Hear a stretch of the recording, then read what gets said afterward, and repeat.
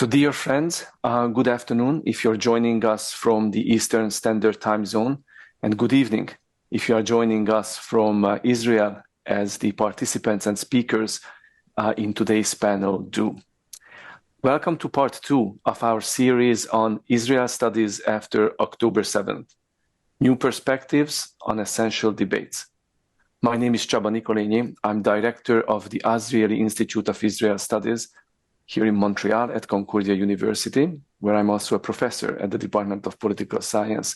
And it's really a pleasure to bring this series to you in close collaboration with Mali, the Azrieli Center for Israel Studies, directed by my dear friend and colleague, Dr. Paula Caballo.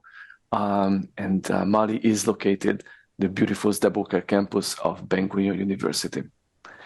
After the brutal massacre that the Hamas terrorist organization dealt to Israel on October 7th, our lives have changed in a personal, intimate sense, but also in a professional way.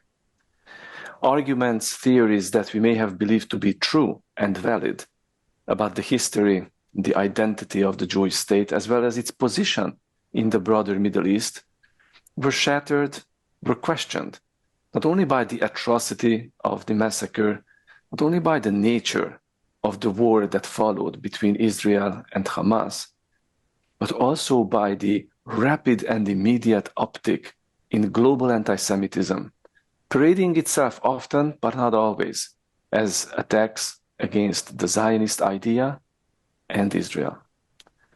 From the river to the sea, go back to Poland, or October 7th did not happen in a vacuum, have become all too common expressions on our campuses, and sadly, in our classrooms. So together with Paula, her colleagues, our friends and colleagues at Mali, we thought that it was important, indeed essential, that at this historical juncture we raise questions and we search together for some of the answers to these old questions, these new answers to these old questions, in this new and rapidly changing historical reality. Today, we bring to you part 2 of this lecture series. The title and the theme of today's session is Understanding the Zionist Idea, an essential toolkit for combating distortion. And once again, we have 3 distinguished speakers with us from Mali and from the Zdebuker campus of Ben-Gurion University. Our first speaker is Professor Arieh Saposnik, who will tell us about human and national redemption in Zionism. Professor Saposnik is a historian and a professor at Ben-Gurion University in the Negev.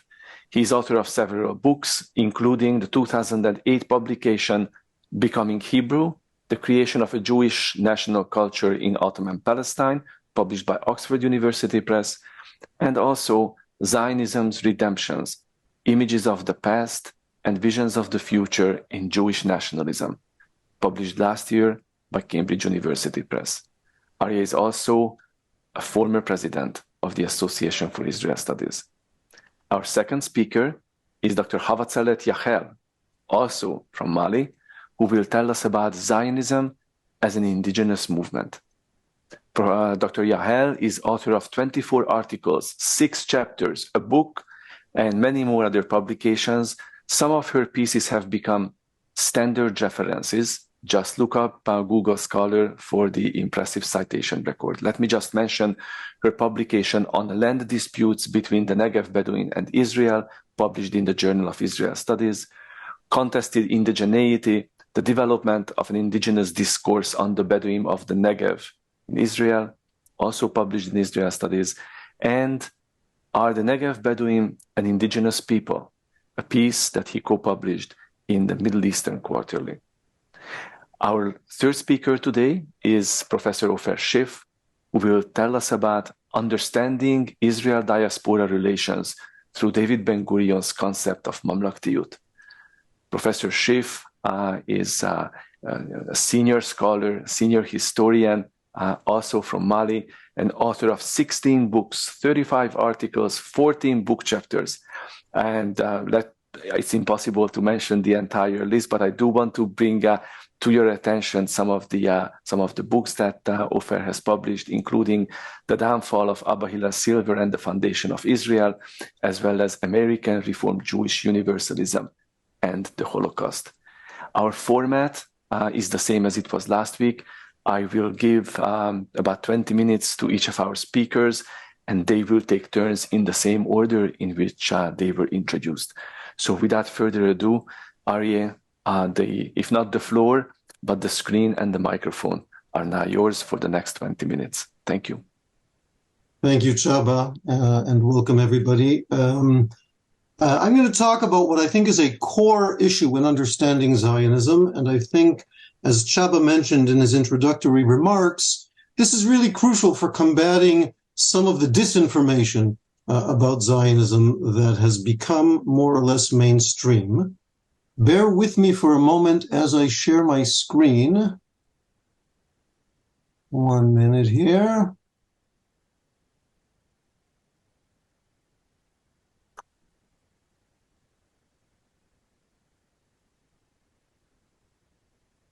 Okay. Is my slide now visible? Okay. All right, so as you can see on my opening slide, basically an array of different redemptive notions within Zionism, which give you some sense of how prevalent it was. But let me begin by putting this in some kind of historical context. I'll begin with a recent historical context and say that about 6 years ago, the walkway to the exit gates of Ben-Gurion International Airport was adorned with an exhibition of photographs and images from the history of Israel and Zionism. At its culmination, the largest of the posters seemed to be not only a summary of the history depicted in the images, but a proclamation of the state's most fundamental message to itself and to those passing through the halls of this main port of entry and exit. The poster read as follows, and here it is.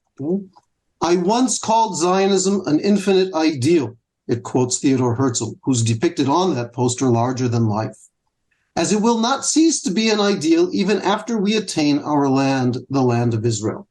For Zionism encompasses not only the hope of a legally secured homeland for our people, but also the aspiration to reach moral and spiritual perfection.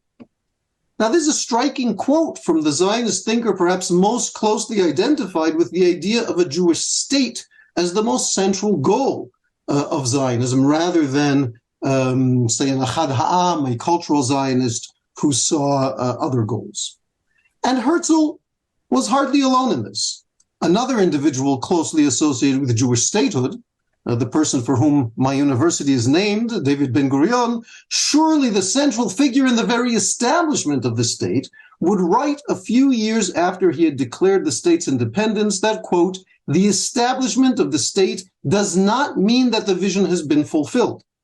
The ultimate end of Zionism, as he understood it, he stressed, was a messianic prophetic vision positioned at the meeting point of an ancient culture and longing for Zion, on the one hand, and an enlightenment-informed humanistic cultural revolution and transformation on the other. The miracle that has taken place in our generation, Ben-Gurion explained, is that the vehicle has been created for the fulfillment of the redemptive vision. That miraculous vehicle, of course, was the state itself, vital and indispensable, indeed miraculous, as Ben-Gurion would put it, but a vehicle rather than the ultimate goal itself. Now, Zionism is or was a multifaceted and a sometimes frustratingly complicated phenomenon. Even its initial motivations are hard to pinpoint. Was it largely a response to the rise of modern anti-Semitism? Was it a Jewish adoption of European nationalism, a continuation of age-old Jewish messianic longings and ideas, a rebellion against those very ideas, an authentic continuation of traditional Jewish life, or an overarching revolution aimed at transforming Jewish life? At times, Zionism presented itself as one or some combination of all of these, and I could go on and list further paradoxes. But today I want to focus on what I believe, as I mentioned earlier, was a central aspect of Zionism, and really for most Zionists, most of the time, its highest aspiration. And this is really a vision of individual, national, human, and for some Zionist thinkers, even a cosmic redemption. Chaba mentioned I recently published a book that attempts to explore the ambivalent and multivocal conversations that Zionism maintains or maintained with Jewish messianic traditions, with Christian notions of redemption and salvation, all of these bound up with the Holy Land and with secular political messianisms. The redemptive dialogues that Zionism conducted took place in a range of ways, in internal polemics, in the construction of a wide range of cultural institutions and in the making of a new culture, in the efforts to reshape the physical landscape and the public spaces of Palestine, at times in competition with others, particularly Christian and Muslim institutions, and more, the invention of holidays we could mention, or the recreation of traditional holidays. Today I want to look at two aspects of this redemptive current. And so first, I'll look at some of the ways in which Zionists responded to the publication of the Balfour Declaration near the end of the First World War. And then I'll turn to ways in which Zionism narrated its own history to itself, creating a picture of the past that would serve its vision of the future. Yeah. Now, let's remember what the Balfour Declaration was, right? Really very brief document that in a certain sense was the achievement of what Theodor Herzl had called the Charter for Palestine. Of course, Herzl at this point was not alive to actually see it, but it was unquestionably Zionism's greatest diplomatic achievement up until that point. Published on November 2nd, 1917, as you can see in the slide. It took about 3 weeks for reports of the Balfour Declaration to make their way into the Eastern European Jewish press. And when they arrived, the reports were often rather laconic and actually less enthusiastic than one might have expected. We know Hatzfira, an important Hebrew newspaper, editorialized on November 29th of 1917, that the British government and its allies, in coming to establish a national home for the Jewish people in Palestine, do this not out of love for Israel. It is rather their own interests that stand before their eyes. But this was not necessarily a drawback, the article continued. After all, love and hate do not determine important political decisions. And the author suggested that Zionists, in fact, had cause to be encouraged, knowing that their interests and those of the most powerful governments were now in some significant respects in concert. He did, however, add one cautionary note that was repeated in many of the initial journalistic reactions to the news. We do not wish by any means that the Jewish nation should serve as a footstool for the thrones of other peoples, he wrote. Wary of the imperial designs that lay behind the letter, in other words, the author cautioned that, quote, it is a national home for the Jewish people in Palestine that we want. In Palestine, not in Britain, America, or France. And there were other reports that struck a similar chord.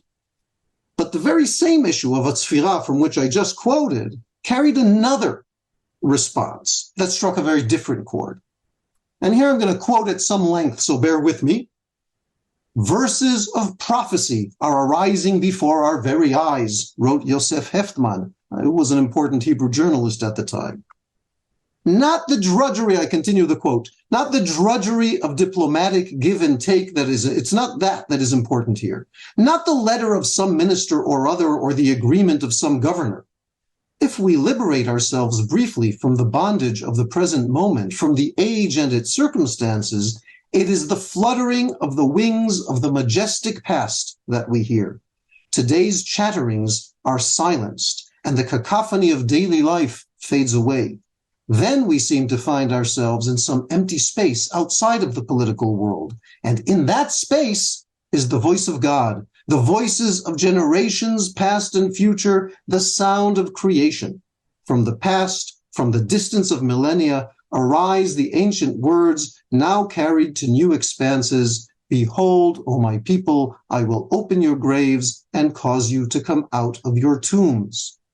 We stand here, he continues, I'll finish the quote, gazing at a vision of the end of days. The Jewish people has ceased to be what it has been up to today, a wandering, desperate nation. it has become the ancient people of Israel, the nation anticipating its redemption and awaiting its return to its soil. Okay? End quote.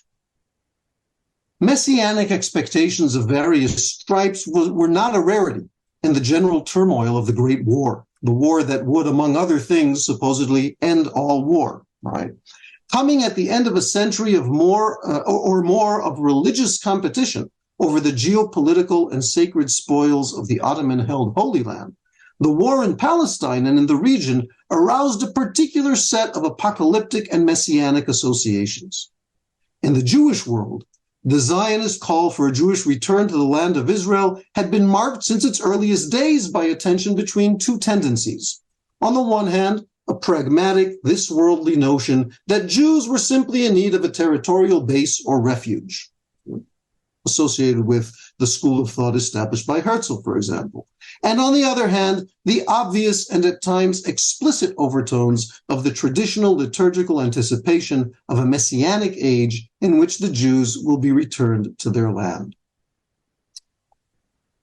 As fate would have it, it was shortly after the publication of the Balfour Declaration on December 11th, Balfour, I remind you, is November 2nd, on December 11th of 1917, that General Edmund Allenby marched into Jerusalem, marking the beginnings of British rule in the Holy Land. By the way, he marched in by foot, he dismounted his horse in order to neutralize any messianic associations that might be associated with his entry into Jerusalem. It didn't help, though. On the heels of Allenby's entry into Jerusalem, one longtime resident, Chemda Ben Yehuda, this is her. She happens to be the wife of her more famous husband, Eliezer Ben Yehuda. Chemda Ben Yehuda published a book titled Jerusalem, Its Redemption and Future, the Great Drama of Deliverance Described by Eyewitnesses. The book adopts an apocalyptic reading of the war itself, presenting it, or at least its eastern front, as a struggle between Ottoman defilement of the land, on the one hand, and a Jewish revival interwoven in surprising ways in her text with a Christian sacrality on the other hand. Now, conveniently for Ben Yehuda, General Allenby's entry into Jerusalem coincided with the Jewish festival of Hanukkah, and this fact served her narrative of the events directly, linking them with the ancient desecration of the temple by the Seleucid Greeks, and of course with its reconsecration. It was in darkness and dread, she writes, that the Jews awaited the coming of their great festival of light and gladness. She constantly juxtaposes darkness and light in her text. In dramatic reenactment of the shift from destruction to redemption, from darkness to light that she associates with Hanukkah itself, Ben Yehuda describes the anticipation of a bitter fate at the hands of approaching Ottoman soldiers, and then the unexpected turn towards salvation with the arrival instead of British liberators. At which point, she writes, weeping and shouting for joy, Jews and Christians, trembling and stumbling over one another, emerged and rushed forth from the caverns and holes and underground passages. With loud cries, I quote her a little bit further, with outstretched arms, they blessed the company of their deliverers, who advanced in a glory of light, for all Jerusalem was illuminated by the crimson light of the setting sun. With the victors, she concludes, entered justice and peace into the city so long ruled by terror and pain. And we can see similar such notions in these visuals here, right? This is Hanukkah 165 BC, right? The Maccabean Hanukkah, and Hanukkah 1917 with General Allenby entering Jerusalem, and once again, similar imagery here. Okay? So Balfour, in other words, had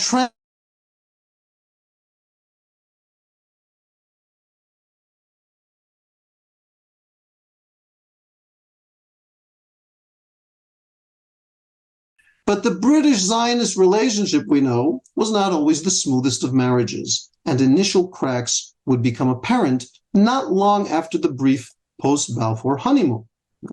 And this would lay some negative baggage during the 1920s on what had become now a new holiday, within the Jewish Yishuv of Palestine. This was the holiday known as either Yom HaGeulah, the Day of Redemption, Redemption Day, or, and you can see it here, okay, for those of you who can read Hebrew, it mentions the 2nd of November, Hikonu Layom HaGadol, prepare for the great day, okay, of the 2nd of November. And here we can see a little bit later, again, this on your left, on the left-hand side of the screen, the 2nd of November, Yom Tov Lanu. There's a day it's a holiday for us. And we can see on the right-hand side of the screen, this is an advertisement for Haaretz, which was a fairly new newspaper at the time, advertising a special issue for Shvua HaGeulah, the week of redemption. So the entire week surrounding this 2nd of November became a festive week. Okay? That would dissipate as the relationship between the Yishuv and the Zionist organization on the one hand and the British mandatory authorities would increasingly sour over the course of the late 20s and into the 1930s. But let me move on then to the second element that I want to address, and that is the ways in which Zionists narrated the history of Zionism to themselves. And I'll preface it by saying that various attempts to narrate the history of Zionism emerged very early on in the history of Zionism. Okay? So when Zionism was still a very young movement, we begin to see these historical narratives of where it came from. The most ambitious effort to narrate the story of Zionism on a grand scale would appear shortly after the First World War and in the lead up to the Paris Peace Conference, which would determine much of the post-war settlement. Undertaking to tell a longue durée history of Zionism with broad cultural, social, and political perspectives, Nahum Sokolov's 1919 History of Zionism would attribute to the movement and the clearly redemptive idea, in his view, a somewhat surprising starting point. It's worth noting parenthetically that Sokolov was one of the two Zionist diplomats responsible for obtaining the Balfour Declaration 2 years before the publication of his book, alongside Chaim Weizmann, right, whose role is a more familiar role. It was really Weizmann and Sokolov together who helped to bring about the Balfour Declaration.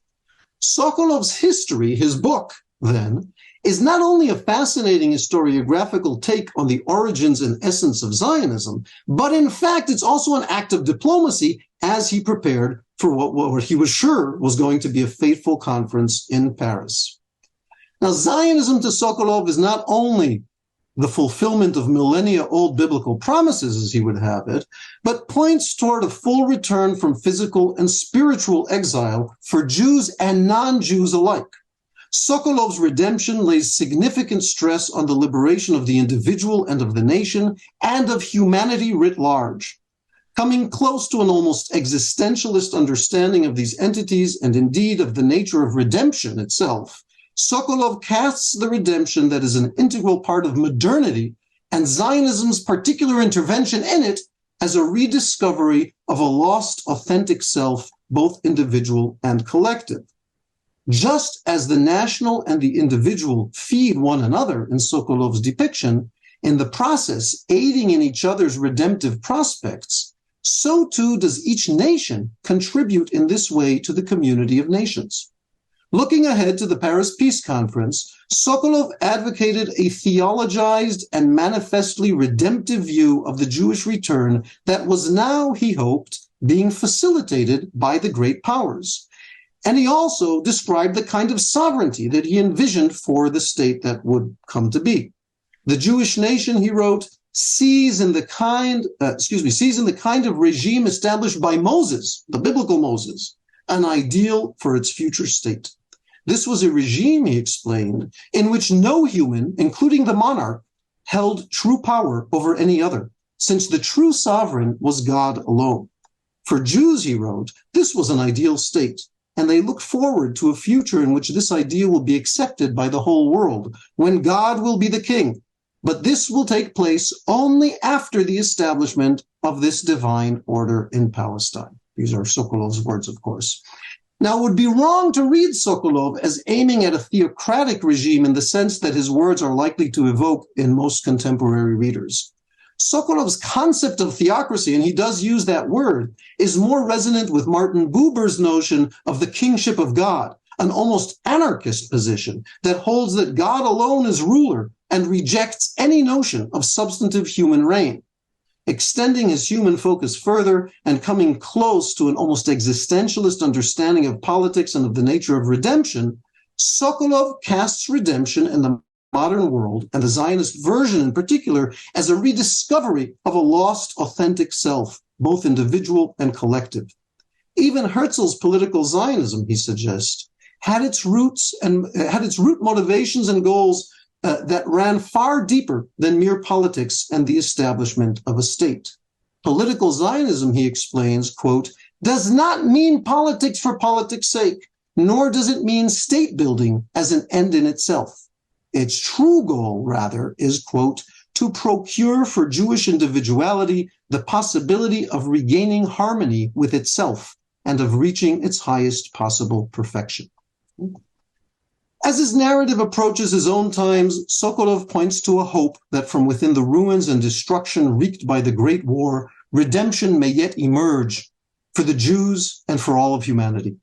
Humanity might have been entirely lost during the recent World War, he writes in one passage, had the war not finally become, as it has become, he writes, a war against war. It is in this context, as he casts it, that the Zionist longing for redemption in the land of Israel is an all but inevitable component of the era and of the general clamoring for, quote, a day of judgment when every historical right, from the smallest to the greatest, is announced, elevated, proclaimed, and demanded, when history takes its place as judge on the throne of justice. In such a context, he concludes, the Jewish people is in duty bound to proclaim its old, holy, historical right.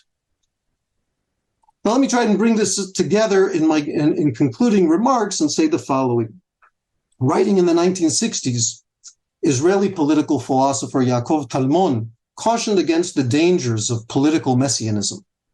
Talmon was writing only 2 decades after the end of the Second World War and in a context in which the Soviet Union was still a very live and threatening reality. His warning was surely correct and important. But Talmon could not have envisioned the early 21st century, nor could he have known that a politics of post-truth and nihilistic opportunism devoid of values and of any redemptive vision at all constitute a danger that is no less considerable. In our time, a time in which such terms as redemption, messianism, and even Zionism have become in some circles terms of scorn and derision that can only be used cynically, and in other circles they've become political and theological justifications for xenophobia and intolerance, it seems we would do well to recall how many of the founders of Zionism understood the true essence and purpose of the idea that they lived and sought to advance, and the meanings and purpose of the state they helped to establish. Few people expressed this more clearly than Ben-Gurion himself, and I just want to conclude by quickly reading this final quote that I have on this slide, where Ben-Gurion explains the content of his vision of redemption. He says the following: if the destiny of the Jewish people is to be an Am Sgula, a chosen people, and it is doubtful whether the Jewish people would have existed in the past or will exist in the future without this destiny, then that destiny may be fulfilled only in the Jewish state. It is within our power to shape in the homeland a Hebrew nation that will serve as a model and exemplar for nations new and ancient, based upon the teachings of the prophets, the teachings of justice, righteousness, and peace. Such vision is the secret of our existence, the secret of our revival. And I will leave it there. Thank you. Arieh, thank you so much for this very beautiful, very inspiring, and very well-timed presentation. So thank you. And now let me turn the mic over to Dr. Yahel. Havazelet.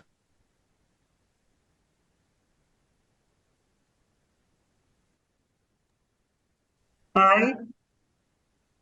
Good evening, good afternoon to some of you. First, I would like to thank Professor Ksaba and Professor Paula Caballo, for their initiative and the opportunity to present some of my research and to share some of my research with you in this difficult moment that we experience in Israel and many Jews experience worldwide. The topic that I would like to share with you is quite challenging, because it seems to be quite new to the traditional way of thinking of things. And first, I would like to share the Canadian connection to this study, in the sense that the topic of indigenous people, I was first introduced to the theme, the discourse, more than 15 years ago as the new head of the land department in the Southern District Attorney, being part of the Ministry of Justice in Israel. It was when I received at my desk arguments submitted to court on behalf of several Bedouin individuals who argued, among other things, that they are an indigenous people of the Negev. As such, they are entitled to be registered in the Israeli land registrar as the private owners of thousands of dunams. After long hearings of their case was dismissed by the Supreme Court about 10 years later due to the claimants' failure to provide sufficient proofs. However, at that point, I was already familiar with the indigenous discourse and its implication on a variety of communities.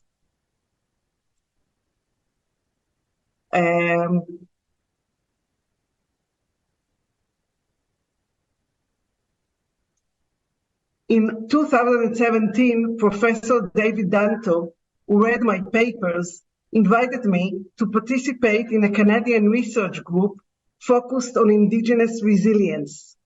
I was lucky enough to spend some time in Canada with indigenous groups and with scholars, studying the challenges that the Canadian indigenous groups suffered from.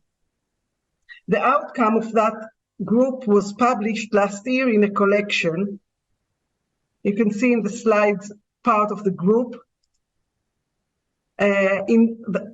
titled Indigenous Knowledge and Mental Health, a Global Perspective, in which many scholars from different parts of the world contributed articles. My contribution was a study on the Jewish people and the indigenous resilience. For those of you, I can send later on that chapter. So how this came to be to discuss the discourse regarding indigenous people is mainly connected to the New World, when first inhabitants, sometimes called native, sometimes in other places in Australia, Aboriginal, in Canada, First People, of a given territory contacted foreigners, settlers, and colonizers that entered into their lands. In the Israeli context, the discourse was developed recently, mainly by academics, with regard to the Negev Bedouin land claims, as I first was introduced with the matter, but later on also by Arabs and by Palestinians. Sometimes their claims are contradicting each other, while the Bedouin are claiming to be a tribal community that indigenous to that land, and the Palestinian or the Arabs claim differently. The story, mainly in the political context and the legal context, became known mainly from the 19th century, when indigenous groups in the New World started to legally frame their rights. Common set of claims arise due to the colonization process. They argue that previous political autonomy was curtailed. They argue for imposition of foreign regime and different way of life that was imposed on them. They argue that their land were taken. They felt despair, suffered from disease, poverty, and marginalization. At that point, indigenous people realized that in order to promote their shared interests, they had better collaborate. First among themselves, later in regional organizations like the American Indigenous Group, and further on in international forums.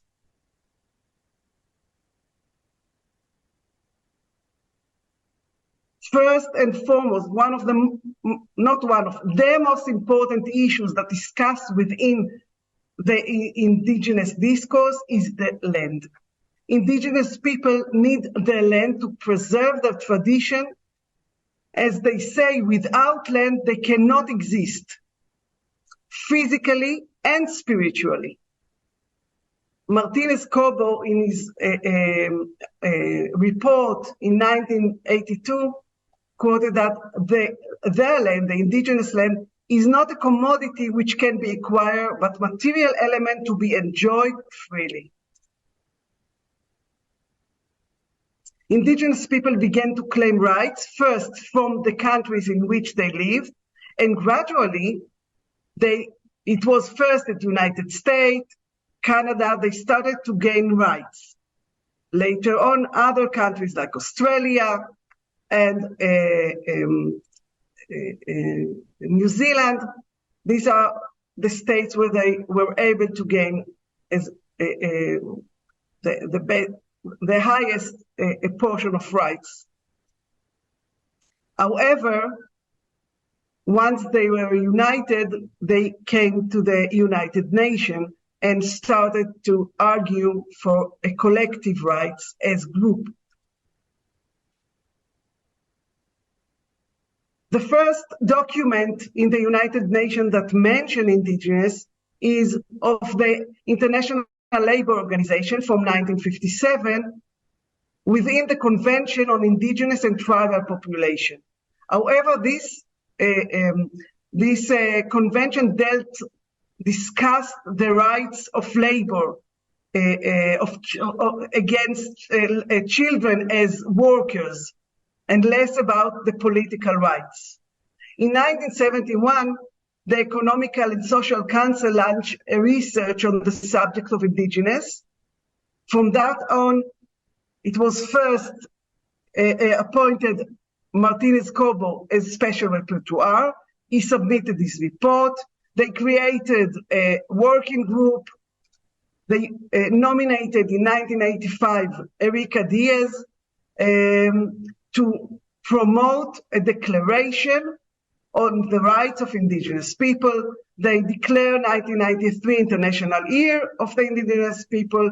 And finally, in 2007, the United Nations declared a declaration on the rights of indigenous people. It was accepted widely by more than 140 countries, and others joined later, including United States, Australia, Canada, and New Zealand, which were hesitating and voted against at first place. So what is included in this declaration?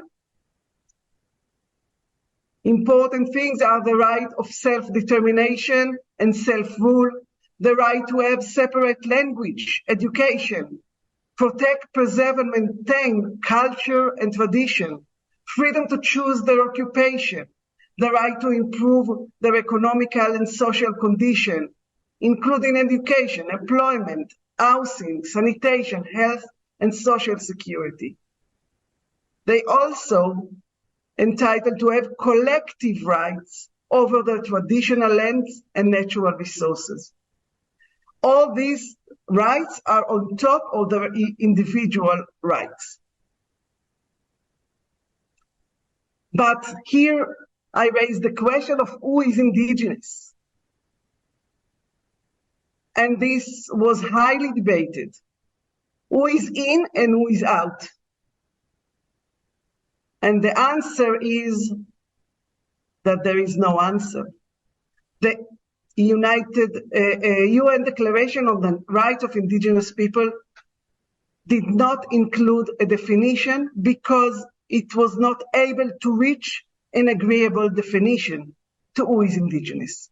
However, that does not mean that we cannot know who can be and who do we think that have characteristics that fit indigenous people. So as part of the study, I looked for many scholars, many organizations, and how they frame the groups that are perceived to be indigenous, and there is big understanding and agreement that they are indigenous. And one of the definition is by a well-known organization of lawyers, international lawyers. This definition is well accepted from 2012. And they said that the definition that we should use relative flexibility approach, which includes self-identification as both indigenous and as people. They are talking about historical continuity, priority in time, descendants of the original inhabitants, special relation with their ancestral lands. They having a strong and special link with the territory occupied by their ancestors before colonial and other regime arrived. Distinctiveness, distinct social, economical, and political system, having distinct language, culture, beliefs, and customary law. They are non-dominants, forming non-dominant group within the society. This part would be challenging for later, so we will talk on that as well. Perpetuation,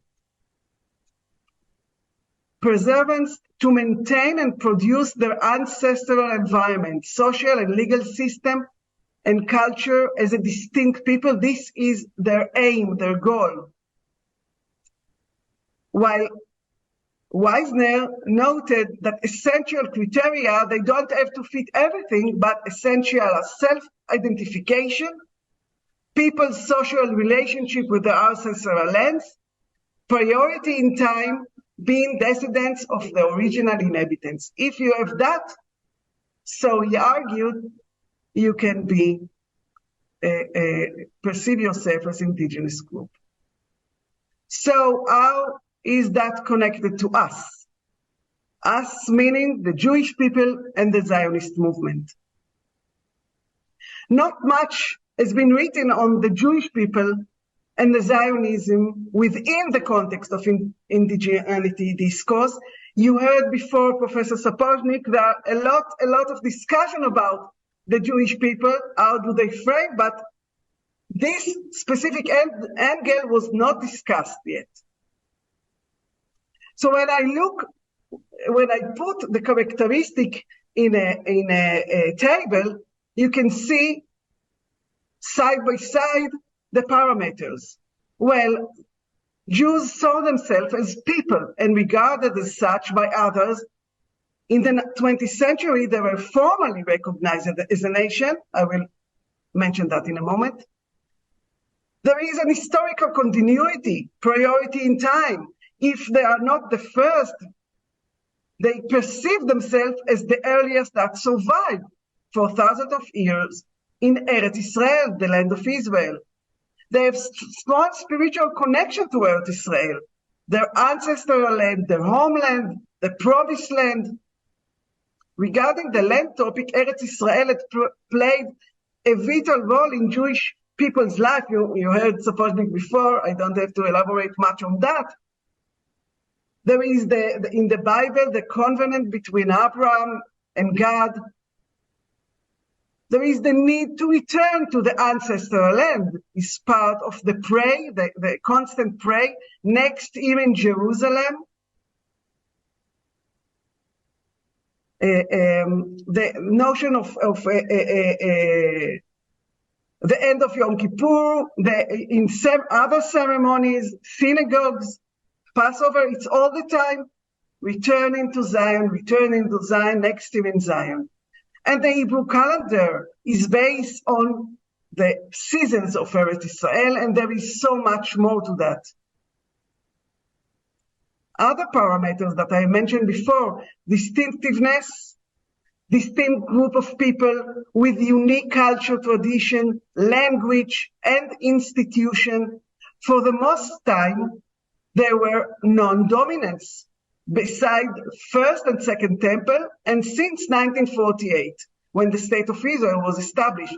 But a long time during history, most of the period, there were non-dominant communities, the Jewish people. And perpetuation, Shivat Zion, is a major concept within the Jewish people.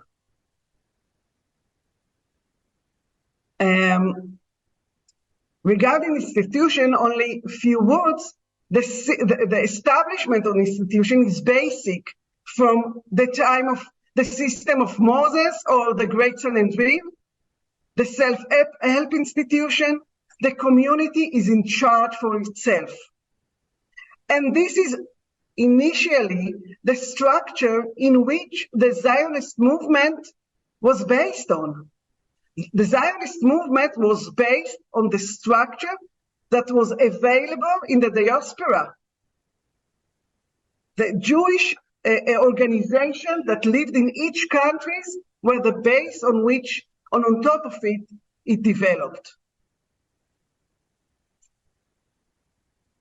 Well, the Zionist movement, by its own name, Zion, we understand that the return to Zion, meaning Jerusalem, in some Jerusalem or Eretz Israel in general, was emerging the 19th century as was actually, there were also other movements that promoted and even predated it, the return to Zion. Actually, the return to Zion was during all Jewish history. But since the 19th century, the Zionist movement was highly successful and many Jews joined to it. The main goal was building a homeland for the Jewish people in Eretz Israel. It has many goals, as Professor Saposnik has explained. I am focusing on some of them, where I think the more central one, as people perceive them, redemption of the land in Eretz Israel, preparation of the political infrastructure for Jewish nation in Eretz Israel, Aliyah, meaning coming from the Jews gathering to Eretz Israel, the revival of the language, and Jewish solidarity against the other. You can see here the slides from the first Jewish Congress in 1997. And it was not only in the perception of the Jewish people that they have this connection to their homeland, it was also well accepted by other countries and by other nations in the mandate over Palestine. It was written, whereas recognition and therapy being given to the historical connection of the Jewish people with Palestine and to the grounds for reconstituting their national homeland in that country. So it was not only their own perception, it was widely perceived by others as such. The partition plan also mentioned in their plan, it was also mentioned once again, recognizing the connection of the Jewish people to the land.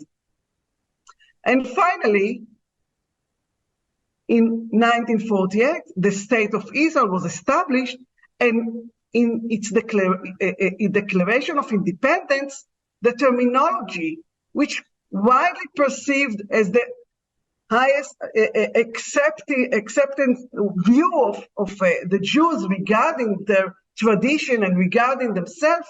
Here it's in Hebrew, but I will quote some in English.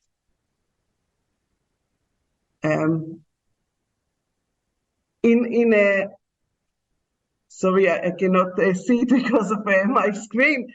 The spiritual identity was shaped in Eretz Israel.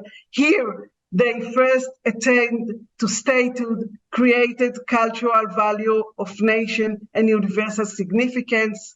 Here, they gave to the world the eternal book of books. After being forcibly exiled from their land, the people kept faith with it throughout the desperation and never cease to pray and hope for the return to it and for the restoration in it of their political freedom. Impelled by this historic and traditional attachment, Jews strove in every successive generation to re-establish themselves in their ancient homelands. They revived Hebrew language, built villages, towns, and created a thriving community controlling its own economy and culture, living peace but knowing how to defend itself, bring the blessing of progress to all the country's inhabitants, and aspiring toward independence nationhood. So this is the aspiration of the Jewish people. It's definitely fit to the aspiration of others in many aspects, almost all aspects. So the Zionist movement is actually, in that angle, a framework created by an indigenous group that is the Jewish people to gain rights. These rights include, first and foremost, the most important thing for other indigenous groups, which is the return to their ancestral land, because only in their ancestral land they can thrive and they can live freely under self-rule according to their tradition and their unique culture and language.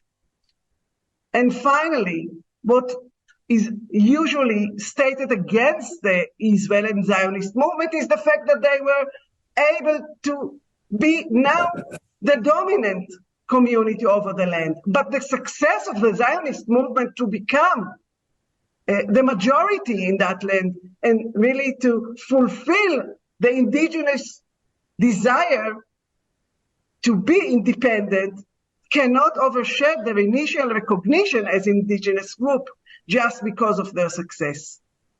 So with that word, I finish my statement, and unfortunately, these days are not as happy as may seen in that picture that was taken from the red flowers in the West Negev, but I'm sure that soon it will be like that. Thank you. Thank you so much, Havazelet, for this another very thought-provoking presentation. You really invited us to think and rethink a very important concept that is so often used differently in debates about Zionist history, Zionism itself, the concept of indigeneity. So thank you. And now let me turn the mic and the screen over to Professor Ofer Shiff.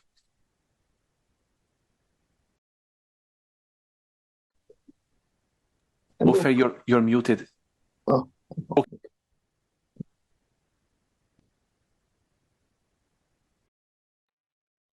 Do you hear me now? Good. So I was saying good afternoon and good evening. And as I was thinking about my paper today, I'm dealing with the concept of mamlakhtiyut for the last few years. And since Simchat Torah,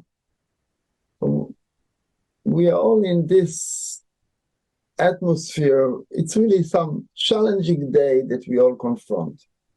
And we all feel this almost instinctive feeling, instinctive need for some unity.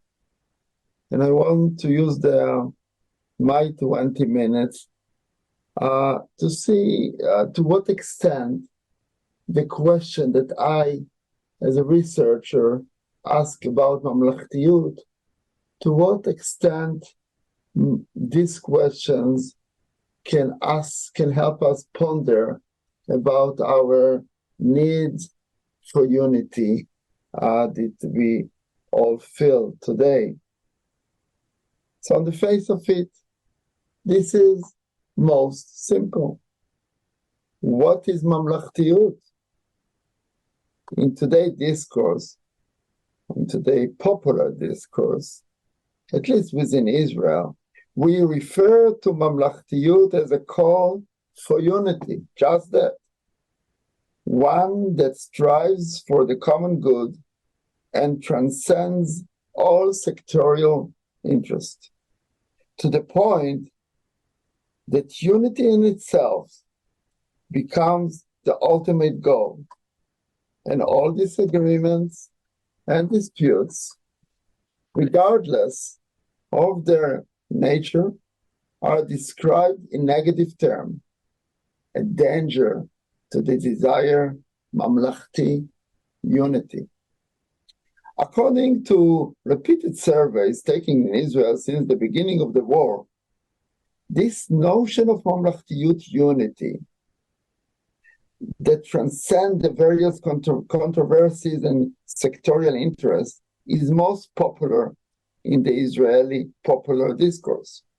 Thus, it is no surprise that the political party headed by Benny Gantz, one that adopted the name the Mamlakhti camp, is leading the popular vote, leaving the other parties, including the ruling Likud party, far behind.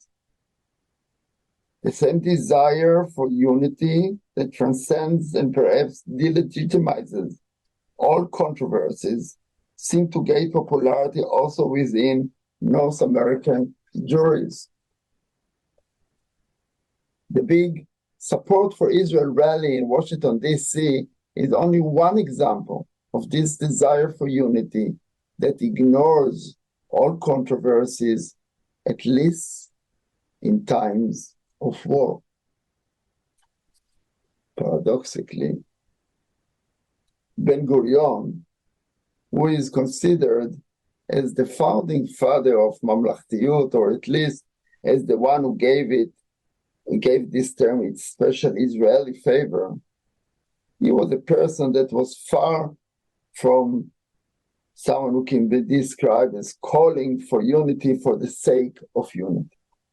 On the contrary, surprisingly, while he portrayed himself and his mamlakhti views as the beacon of unity for all the Jewish people, he took great care to denounce those views, whether in Israel or in the diaspora, that he defined as sectorial and disruptive. In fact, he often condemned the tendency to avoid controversies and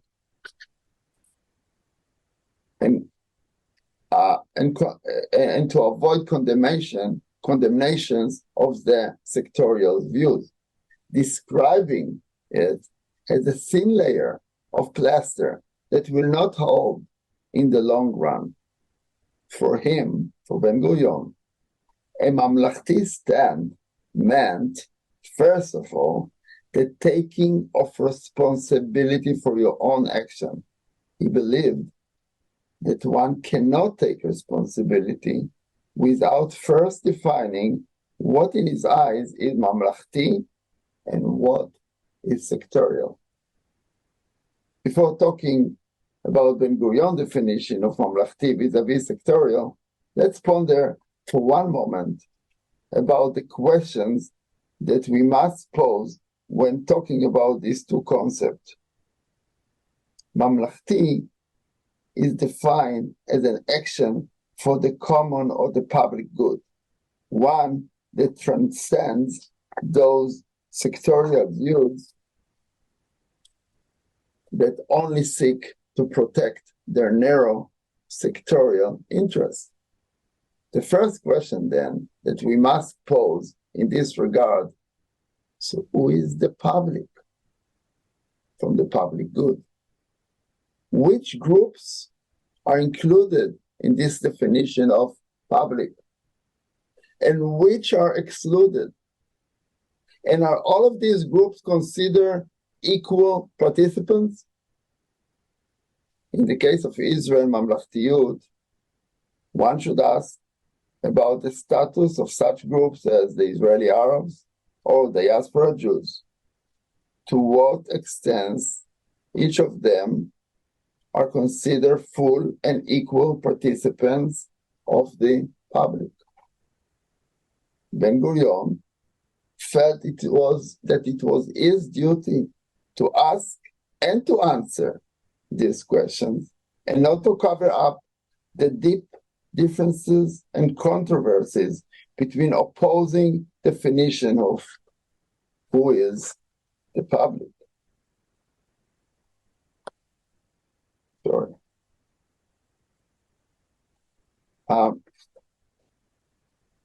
And a second important question that Ben-Gurion was insisted on asking was about the conflicting definition of the public or common good.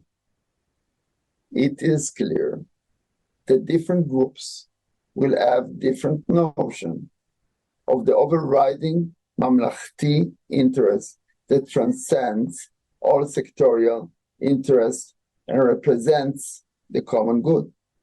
For example, today, one must ask whether the common good mean an overriding goal of an halachic Jewish state, or perhaps just an opposite goal, one that strives to reach in full a democratic society. Ben-Gurion took great care to answer this second question. For him, it was intrinsically connected to his notion regarding the status of Israel vis-a-vis the Jewish diaspora. While today, I must admit in retrospect, I don't agree with his notion regarding the different status of Israel vis-a-vis the diaspora. This is less important.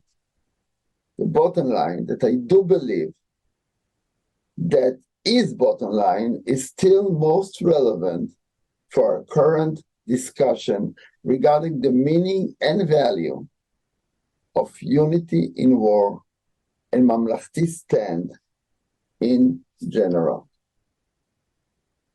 Ben-Gurion felt that mamlakti stand is inherently connected to the reality of being a part of a Jewish majority and a Jewish sovereign state.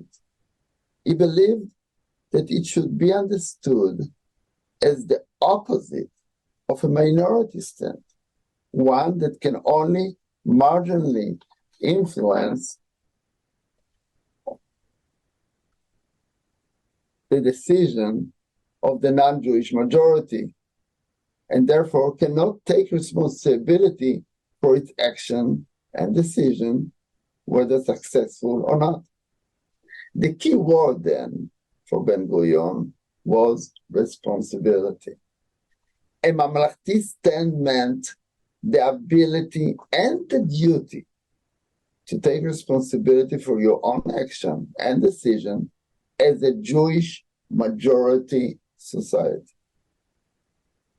A second most important characteristic of a self-conscious mamlakti stand was the awareness of a unique overlapping of the civil and the Jewish. Whereas in the diaspora, according to Ben-Gurion, the Jewish is always marginal or segregated, never an integral part of the override non-Jewish surrounding. In Israel, on the other hand, what he called the mechitza, the separating wall between the Jewish and the civil, is automatically removed. And everything that is civil is also Jewish, and vice versa. The overlapping of the Jewish and the civil is thus at the heart of the mamlakti self-conscious state. By definition, it is embedded with hierarchies and judgmental views, mainly the hierarchy between Israel and diaspora, and the judgmental fierce opposition toward the two only stands, only Jewish or only civil. According to Ben-Gurion, and this is very important, it is only in Israel that one must not choose between the two only stands. In the diaspora, though, one must choose between the only segregated Jewish or the only marginal Jewish.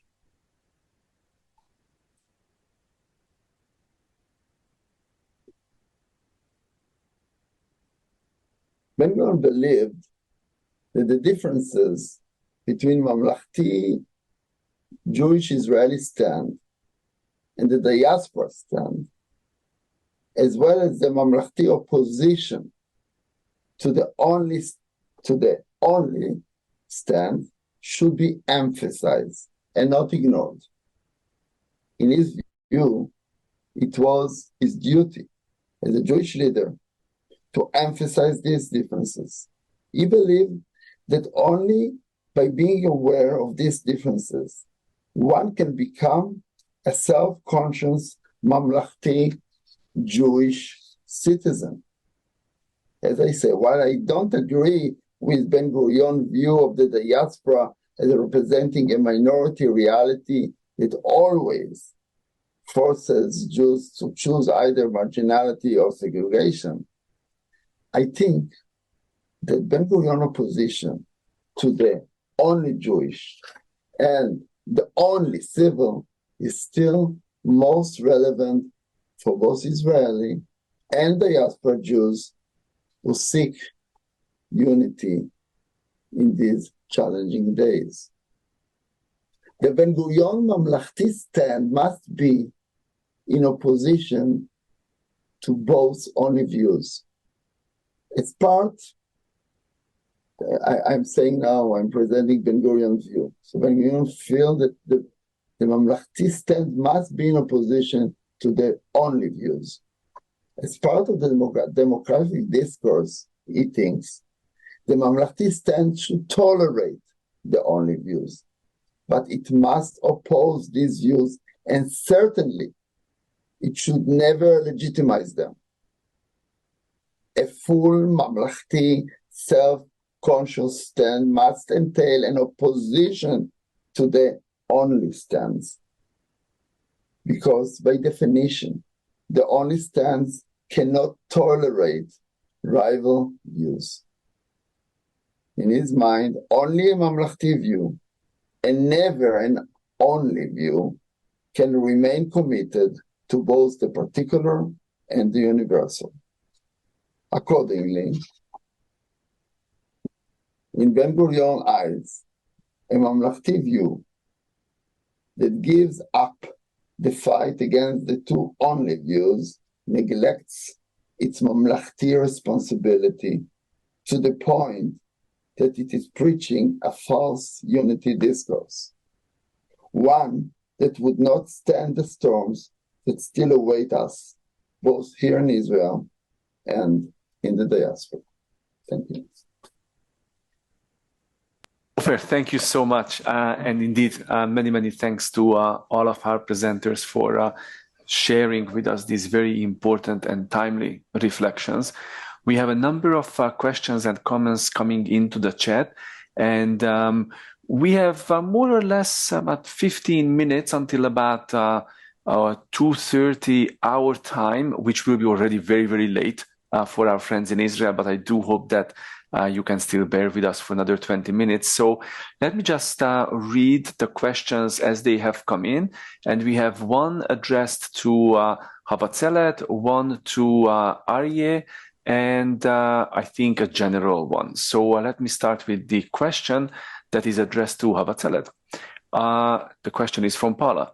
Was there any recent attempt to promote Jewish indigeneity in international institutions, or mostly the United Nations? Was the British Mandate on Palestine ever used as an international document that actually substantiates that claim?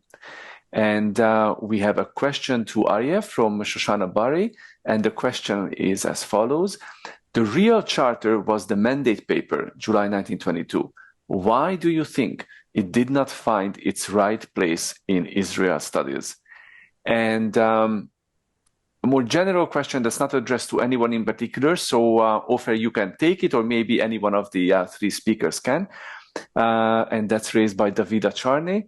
An aspect not addressed so far is the progressive post-colonialist view that Western oppression and colonialism is somehow intolerably worse than any oppression by any other imperial power across history.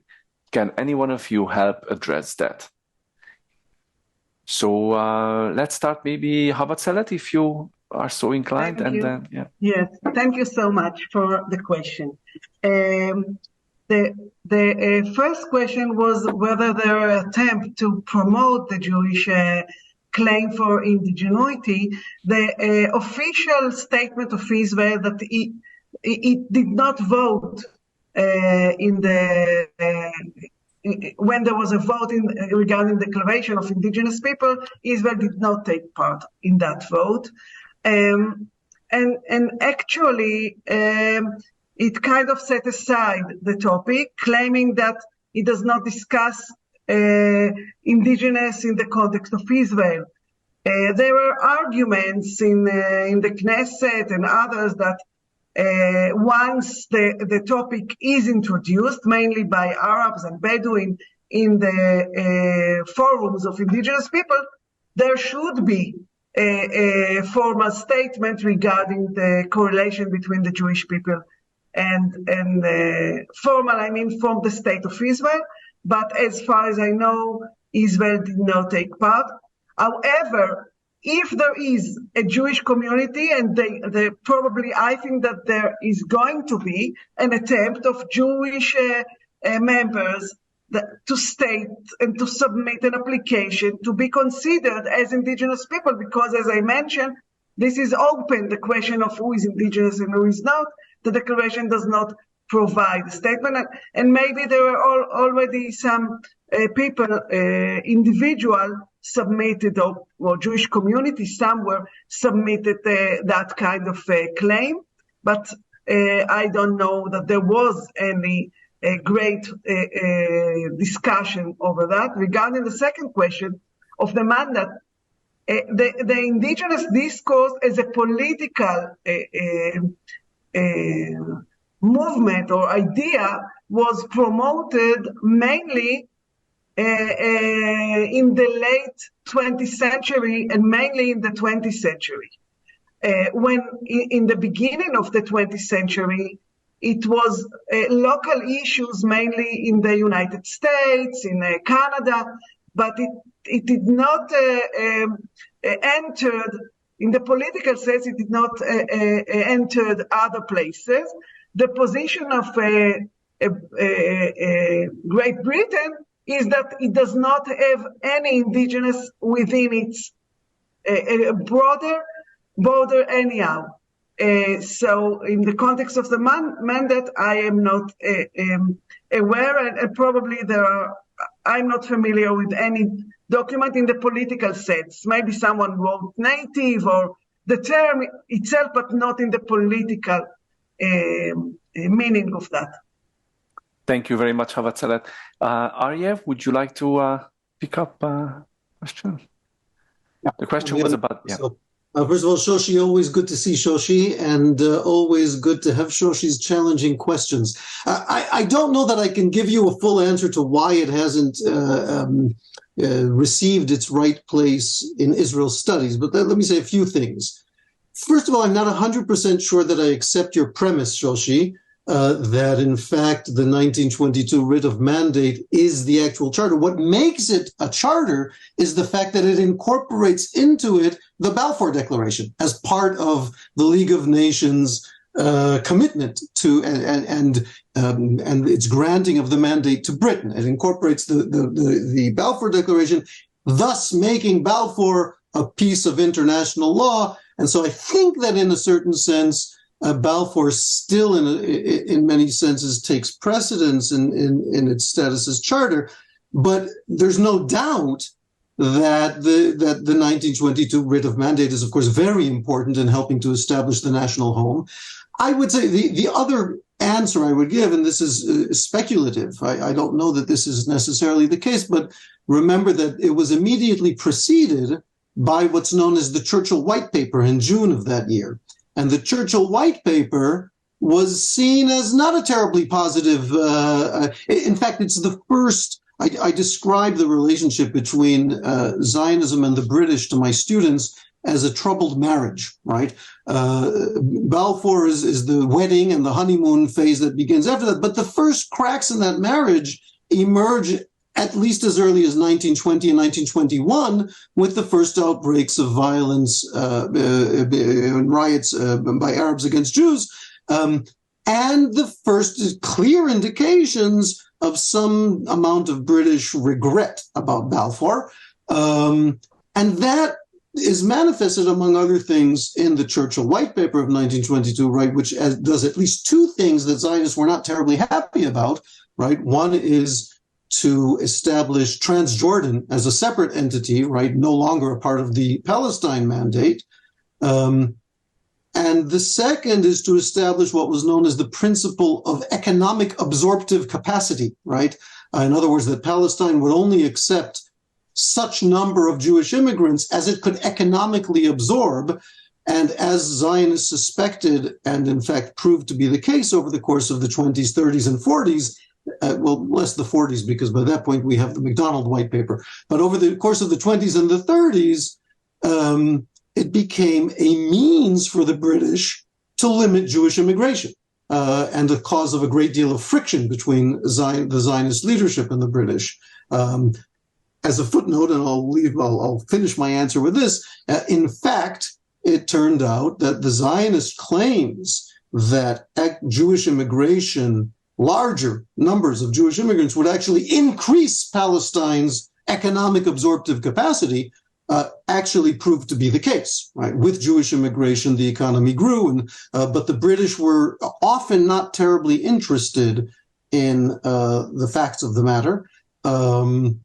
And so, I think that may be those may be some of the reasons why it's less prominent in historical memory. Thank you very much. Thank you, Arieh.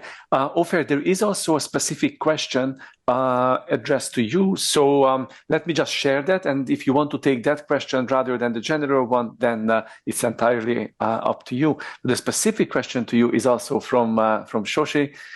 Don't you think that Ben-Gurion actually used mamlakhtiyut as a way to silence opposition? So look, of course he was a politician and far from being a saint, and certainly there is this aspect. To me, the more interesting question is that for him,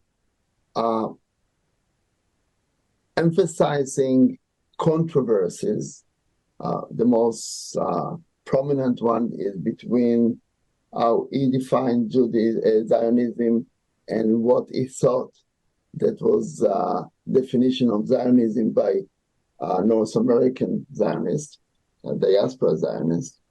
He emphasized those controversies, not for the sake of only silencing his rivals. Certainly there was this aspect, it was true, but in order to make it clear what is the positive mamlakhti self-conscious stand. In his mind, he has this term, Yom Ktanot, the day-to-day struggles that cause Israelis at the time were so involved in the day-to-day struggles just to survive, not to see the big vision. And for him, emphasizing the controversy, emphasizing who is the opposition, who is not mamlakhti, what is the difference between Galuti Jews and mamlakhti Jews, was a means to make those people see the bigger vision, to help them take out the vision from the Yom Ktanot. I think that was something unique to Ben-Gurion as a leader, emphasizing so much division. Certainly, he was a politician, and there was this aspect of silencing his opposition. Would any one of you like to engage the question about Western as opposed to other forms of colonization, oppression? Yeah, I have some thoughts on that if my colleagues don't want to. Start, and if I have something I can add. I think, the answers are less academic here than really political and cultural. I mentioned in my talk what I think is really our greatest danger, by the way. I think the enemy we really face is the culture of post-truth and this notion of this pseudo postmodernism, street level cheap postmodernism, which denies truth and speaks only of discourses and regimes of truth. And I would add to that our Instagram and TikTok historical memory, which is about 4 seconds long, and the discourse in which much of the academic world functions today is exactly the one that Davida describes in her question here. There is virtually no historical memory of any kind of imperialism or colonialism that is not Western. Although there is, of course, as you hint at in your question, there is a long history of such imperialisms.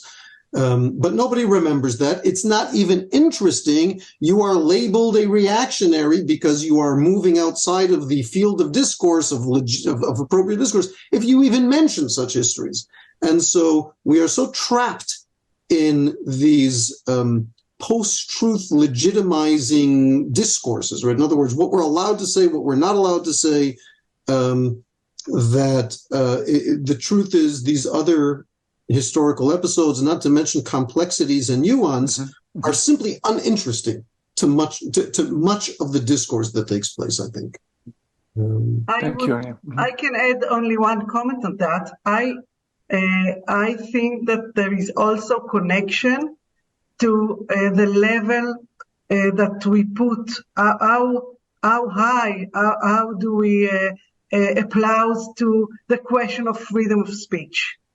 Not all societies are kind of putting the freedom of speech as one of the top issues that they pursue.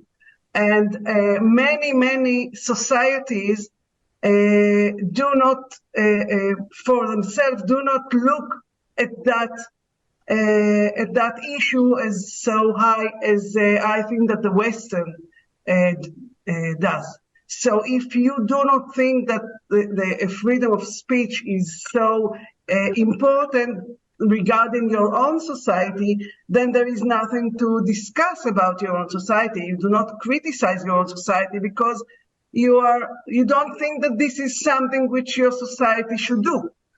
And it's not part of your agenda to criticize all the time. And the Western societies are very critical, and the debate is all the time outside. There is a lot of room for debate. So if you hear sometimes the debate itself, it's many times according to your freedom of speech, according to your rules. You Western set the rules, you should be bound by them. And I think that this is part of the answer. Not all the answer, but I think this is big part of the answer. There is the question of freedom of speech. Where is it allowed and where is it not allowed? Thank you, Havazelet. Ofer. I agree completely with both Arieh and Havazelet. I just want to add one different aspect about us, where we stand against it. And my fear in that aspect, that we don't see it as a license for us, not to criticize where it's just to criticize ourselves. there is a tendency to say the world is this, and really sometimes I look at what is happening with the progressive camp, and I feel betrayed. But this is not a license not to ask questions, not to criticize ourselves, even or more so in time of crisis like today. This is, in my view, self-criticism is a strength, and it's not a weakness. And it also must be said in this context. Thank you, Ofer. Another question popped in for Havazelet. Havazelet, could you comment on your perception of Arab Israelis, since many of them, and I think you did already to some extent in your presentation, but if you could expand on this issue and how, and the very fact that, of course, they see themselves as indigenous, what does that do to your general claim in the presentation? The question, as I see it, there are parameters of indigenuity, and you can look at that in a scale. This is why initially the indigenous discourse is highly problematic in places where a lot of societies along the long history changes. Okay, but if you look at in a scale. And in one side of the scale, you said, well, this community is totally does not answer any parameter. And on the other side of the scale, you look at in a societies that fit all the parameters. And in that scale, you put, as I see it, when you look at the parameters, the Jewish people are far above all others community regarding their connection to Eretz Israel, to the land of Israel. In many of the parameters, the only parameter which is kind of seems problematic is that since 1948 they are the majority in the state, so they control themselves. But until 1948, they answered all the parameters. However, when you look at other communities, that claim to be indigenous, they base the claim only on mainly to the parameter that they were before 1948 on that land. Many of them, and the Arabs, the Israeli Arabs, or some of them, they don't have a distinct language. Other parameters they do not fit. And it's even more problematic, as I mentioned in the beginning, when they are confronting the claim of the Bedouin, because the Bedouin claim that they are indigenous because they are tribes. So a tribal society, and the rest of the Arabs they are not tribal society. So also within them there is this kind of a dispute. So basically, I'm looking at scale and parameters, and then I put the Jewish people way above the others in that scale for those who are interested in fitting these parameters of being indigenous or not. Shaba, I know we're short on time, but can I add a word to Havazelet? Absolutely, yes, well, absolutely. So, just two quick words. I've done some work on a group that was called Hasolel in the 1920s in Jewish Palestine. This was a group that was at the time the right wing of Zionism. Okay, it's important to remember that they're the right wing of Zionism. Two things that we need to remember about them. Number one, they had a very their dominant concept was, as Havazelet suggests, a conception of Jews as indigenous to the land of Israel, but they also very strongly believed that the Arabs were indigenous to Israel as well, and they had this vision of a shared, in the language of the time, a racial brotherhood, right? And they in fact thought that the two would merge. And why is this important to realize? And this kind of discourse was very widespread. This is important to realize in our contemporary context, because, and this is related to Davida's question earlier, this notion that Zionists came as Western imperialist colonizers, okay, at the very least, it is very clear that that is not how Zionists saw themselves and what they were doing. They saw themselves as indigenous people returning to their land, and fully expected, and another claim, that Zionism came to dispossess the Arabs of Palestine. Okay, they fully believed, and this is the right wing. I stress this is the right wing of Zionism at the time. Fully believed that the two peoples could live together on this land and rediscover their, again, in the language of the time, their racial brotherhood. So this notion of dispossession and the notion also of some kind of imperial colonial design, and really they're just an anecdote. This was widespread, these types of notions, I think really don't hold up to historical scrutiny. Thank you very, very much, Arieh, for making that very pointed, very important contribution to Havazelet's answer to the question that was posed by Shalish and Hava. I apologize that I didn't share your name, Shali, when I read out your question. It is now 2:30. And as I promised to our speakers and also to the audience, we are going to be wrapping up. And I would like to say a huge thank you on our behalf here in Montreal, in North America, to Arieh, Havazelet, and Ofer for staying up so late, taking this important time away from your family and other engagements. I hope that the food that's awaiting you on the dinner table will be at least as delicious as the food for thought that you provided with us on the screen. So thank you. And there are a couple of other important thank yous that I would like to mention. First and foremost, a huge thank you to my friend and colleague, Dr. Paula Caballo, who is joining us on screen from Sde Boker for dreaming up and initiating this fascinating lecture series. And Paula, thank you again for being so enterprising and creative and facilitating this joint collaboration, which is certainly not the first between our institutions, and we know that it is not going to be the last either. I would also like to say a big thank you to Simon Ben-Simon, who is the executive director of the Montreal chapter of the Canadian Associates of Ben-Gurion University, and in fact to the entire Canadian Associates of Ben-Gurion University network for participating and promoting this event, as well as the Startup Nation, our brand new student club at Concordia that's specifically organized by our Israeli students to promote awareness of Israeli culture, history, and identity on our campus. As you can imagine, they are very active these days. And last but certainly not least, profound thanks to Corey Newman, our social media and communications advisor, who is making the marketing as well as the technical and the technological aspect of this lecture series possible.